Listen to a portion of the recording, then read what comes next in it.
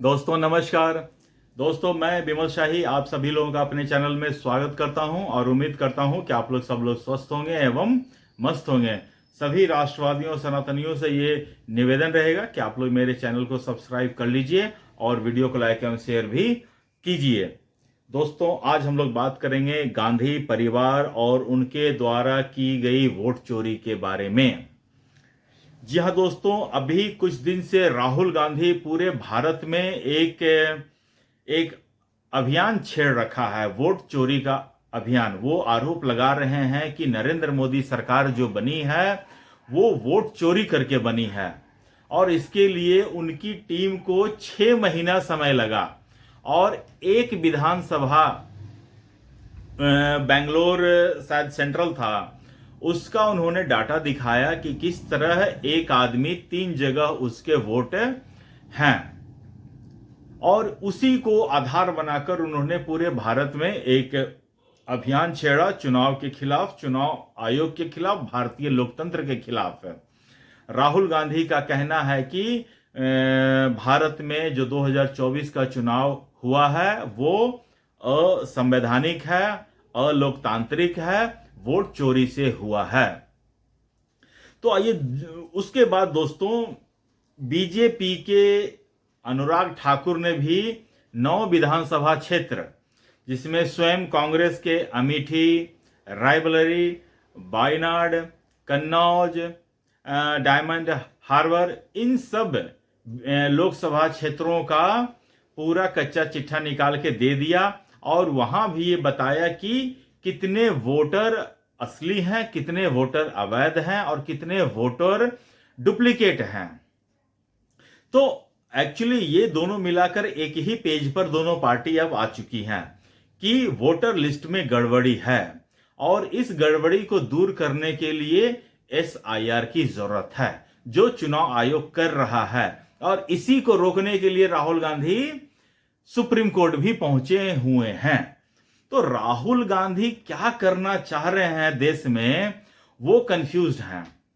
एक तरफ वो पूरे देश में कह रहे हैं कि जो वोटर लिस्ट है उसमें खामियां हैं, इसे ठीक करना चाहिए। उसी खामी को ठीक करने का शुरुआत चुनाव आयोग ने बिहार से किया है। उसको रोकने के लिए Rahul Gandhi and team supreme court पहुंच चुकी है। दोस्तों ये तो बिल्कुल आउट ऑफ कंटेक्स्ट बात जा रही है कि मतलब कि हो क्या रहा है इस देश में। दोस्तों वोट चोरी का जो काम है वो कांग्रेस और गांधी परिवार का आज का नहीं है, बहुत पुराना है। कुछ दिन पहले मैंने एक वीडियो बनाया था, उसमें मैंने 1952 का जिक्र किया था कि 1952 में उत्तर प्रदेश के रामपुर का एक विधानसभा क्षेत्र है, वहां से चुनाव लड़ रहे थे मौलाना अब्दुल कलाम आजाद और चुनाव में वो हार जाते हैं। जब हारते हैं तो प्रधानमंत्री जवाहरलाल नेहरू को उनकी हार की सूचना प्राप्त हुई।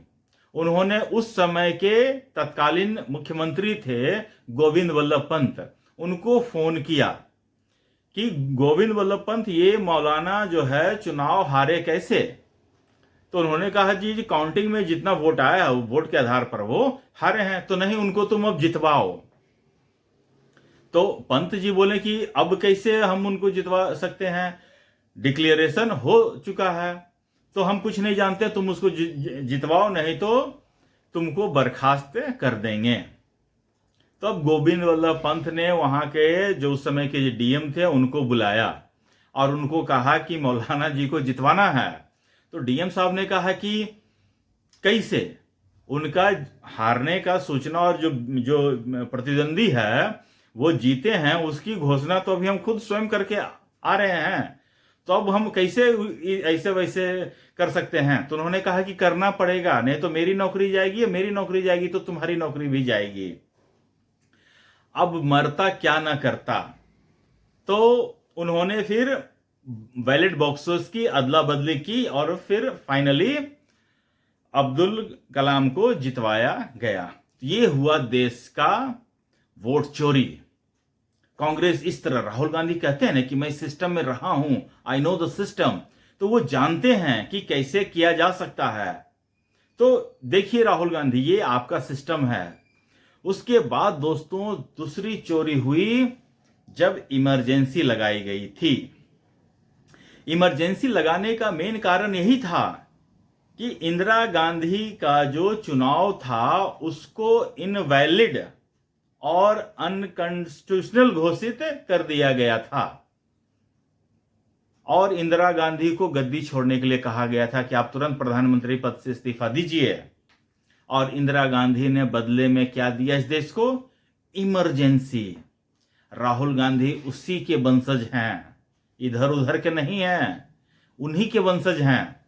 तो वोट चोरी यहां पर हुई थी मैसिव, कि अदालत ने जब मना कर दिया कि आपका जो चुनाव है वो अलोकतांत्रिक है, असंवैधानिक है, आपको प्रधानमंत्री पद से इस्तीफा देना है, तब इंदिरा गांधी ने देश पर इमरजेंसी थोपा था और लाखों लोगों को जेल में भेज दिया था, कितने लोगों को मार डाला गया था।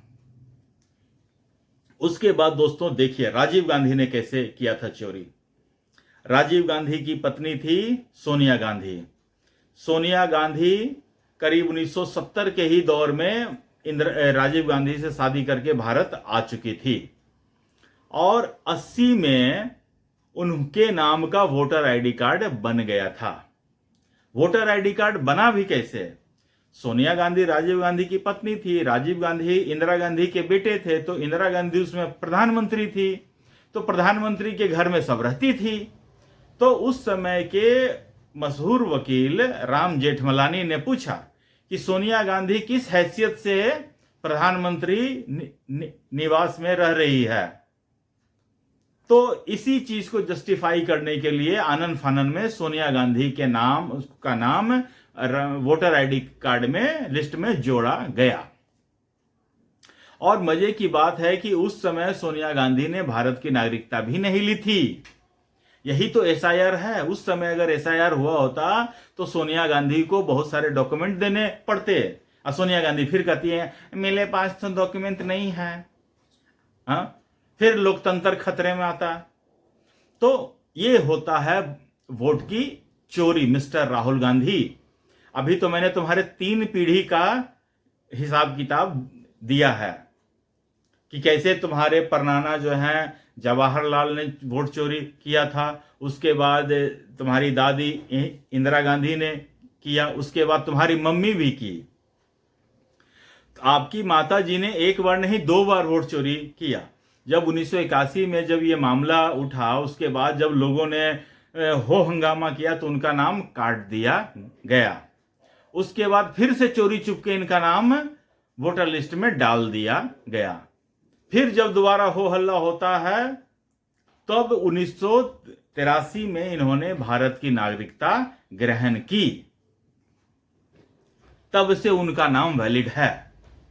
दोस्तों यही चीज तो भारतीय जनता पार्टी आज के टाइम में कहने का कोशिश कर रही है कि बांग्लादेश से, इधर से, उधर से, इटली से लोग आ जाते हैं, नागरिकता लेते नहीं हैं और वोटर आईडी कार्ड बन जाता है। उनके डॉक्यूमेंट बनाने के लिए बहुत सारे लोग उनको हेल्पिंग हैंड भी देते हैं। आपने देखा अभी होगा कि किस तरह अहमदाबाद में चंदौली लेक के आसपास से 1.5 लाख बांग्लादेशियों ने अपना घर वहां पर बसाया था, और वहां का जो लाला था वो वहां पर लोगों को आते ही ration card, voter ID card, Aadhaar card सब कुछ बनाने का व्यवस्था करता था। अब बताइए, अब अगर चुनाव आयोग को कोई बोलेगा कि आधार कार्ड को इंक्लूड करो, तो आधार कार्ड तो सारे बांग्लादेशी के पास हैं आज के टाइम में, तो सारे बांग्लादेशी को वोटर कर देते हैं ना डिक्लेयर। इसमें फिर दिक्कत क्या है? सबको, पूरा बांग्लादेशी को कह देते हैं भैया कि तुम लोग वोट डाल सकते हो, भारत को धर्मशाला बना दो। इसी चीज को रोकने के लिए एसआईआर हो रहा है। और राहुल गांधी जो दूसरों पर वोट चोरी का एक तो दोस्तों मुझे हंसी इस बात की आ रही है, बनारस के जो मतलब कि मोदी के खिलाफ जो लड़े थे अजय राय, वो आज है ढोल गाजे बाजे के साथ जुलूस निकाल रहे हैं। क्या निकाल रहे हैं जुलूस? उनका ये कहना है कि यहां पर जो हुआ है वो नरेंद्र मोदी वोट चोरी से जीते हैं, नहीं तो यहां तो मेरे मतलब कि वो जीतते। और उन्होंने आज अपने आप को विजयी घोषित कर दिया। तो लगे हाथ राहुल गांधी को प्रधानमंत्री पद की शपथ भी दिलवा ही दो। अरविंद केजरीवाल या संजय सिंह को गृह मंत्री बना दो और देश में अराजकता की स्थिति फैला दो। दोस्तों एक बात तो मैं कहूंगा, राहुल गांधी हर एक जनमानस के दिमाग में ये चीज डालने पर कामयाब रहे हैं कि वोटों की चोरी हुई है। और उन्होंने सुप्रीम कोर्ट को जब कन्विंस कर लिया, जो मुझे लगता है कि सबसे समझदार व्यक्ति के लिस्ट में सबसे टॉप पे आते हैं, जब उन्होंने सुप्रीम कोर्ट को कन्विंस कर लिया तो फिर और कुछ बात ही क्या बचा। तो आम लोगों को तो मन में संदेह डाल ही दिया है कि वोटों की चोरी हो रही है। दोस्तों वोटों की चोरी तो बहुत हो रही है, इसमें कोई दो मत नहीं है, लेकिन जो मेन इशू है उससे ध्यान भटकाकर दूसरी तरफ ले जाया जा रहा है। वोटों की चोरी रोकने का मतलब सिर्फ ये था कि बांग्लादेशी, रोहिंग्या ये सब वोट न डाल सकें। वोट डालने का अधिकार सिर्फ भारत के निवासी का होना चाहिए। लेकिन राहुल गांधी ने बहुत ही सफलतापूर्वक, और तेजस्वी को भी मैं इसमें दूंगा क्रेडिट, कि वो भी सिर्फ बांग्लादेशी और रोहिंग्याओं को बिल्कुल अपने आंचल में छुपा लिए हैं। और सारा का सारा जितना भी लिस्ट उन लोगों ने दिखाया है, सारा का सारा हिंदू नाम ही है। कहीं एक भी जगह उनके नजर में किसी मुस्लिम ने वोटर लिस्ट में कोई गड़बड़ी नहीं की है। ये चीज करने में वो कामयाब रहे हैं और इस चीज पर किसी का नजर नहीं पड़ा है। आप राहुल गांधी का लिस्ट देखिए, आप तेजस्वी यादव का लिस्ट देखिए, सिर्फ और सिर्फ उसमें आपको हिंदू नाम मिलेंगे। क्या राहुल गांधी ये तय करना चाह रहे हैं कि हिंदू उनको वोट नहीं देते हैं? राहुल गांधी ये सोच रहे हैं कि जितने नाम हम बता रहे हैं वो सारे के सारे भाजपा के ही वोटर्स हैं और उनके लिस्ट में कहीं भी किसी मुस्लिम का नाम गड़बड़ लिस्ट में नहीं है। कितने भले मानस हैं ये लोग। एनीवे दोस्तों, आज के लिए मुझे इतना ही अपडेट है देना था। आप लोग अपना ख्याल रखिए, स्वस्थ रहिए, मस्त रहिए। तब तक के लिए नमस्कार, बाय।